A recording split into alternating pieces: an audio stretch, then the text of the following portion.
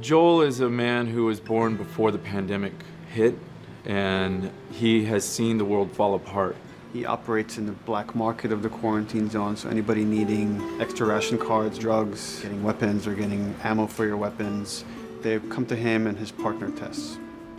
Well, I have some interesting news for you. Where were you, Tess? Hey, we had a drop to make. We had a drop to make. This is how he survives. This is how he gets extra supplies that let him stay alive.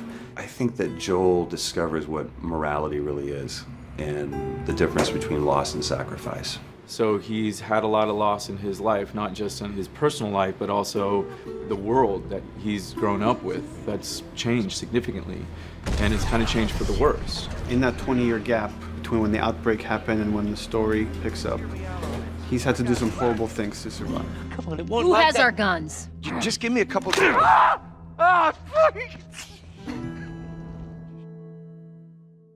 And then Ellie was born after the pandemic and born inside of the safety of the quarantine zone. She's lived for 14 years in this quarantine zone and hasn't known anything outside of those walls. And she's had to see people get executed for tested positive for infection, or people just put away and never to be seen again because they were caught stealing or caught trying to fake ration cards. And there's reasons that the military is making those decisions to operate the way they are, and that's to maintain some sort of semblance of security.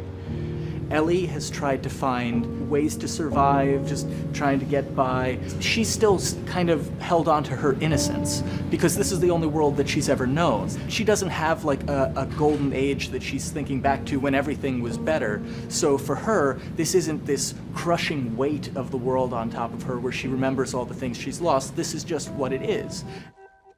Don't take long. And you, stay close. Let's go.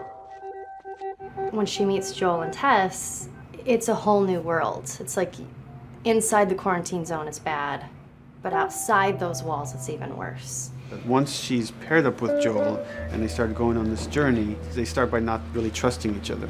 But she knows that she has to rely on this guy in order to survive in this world.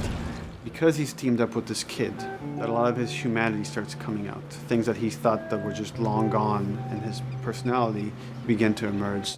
These posters are everywhere. I saw this, right before the outbreak. You did?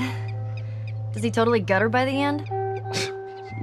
Nobody gets gutted. It's a dumb teen movie. Joel regains his humanity step by step as he invests himself more in Ellie.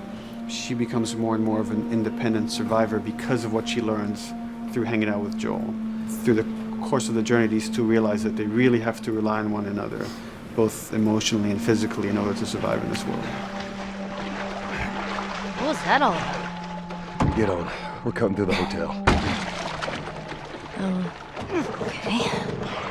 Over the course of the whole game, we want you to keep making difficult choices. We want you to have to, in terms of resource management and stealth and combat, to have to make hard decisions every moment as you're playing. And so when the characters make these really hard decisions, you say to yourself, God, I get it. I get what it's like to make a choice under pressure. They've had to make very questionable decisions to survive. There was a key element that I kind of honed in on early on with Joel, and it was a line that was in the audition side that says that Joel has few moral lines left to cross. And so that became kind of the anchor point to the character. In fact, we just keep our histories to ourselves. We clear? Sure.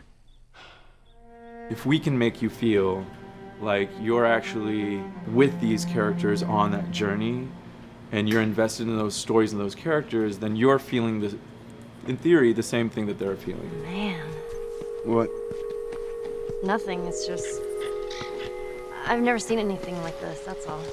You mean the woods? Yeah. Never walked through the woods. It's kind of cool.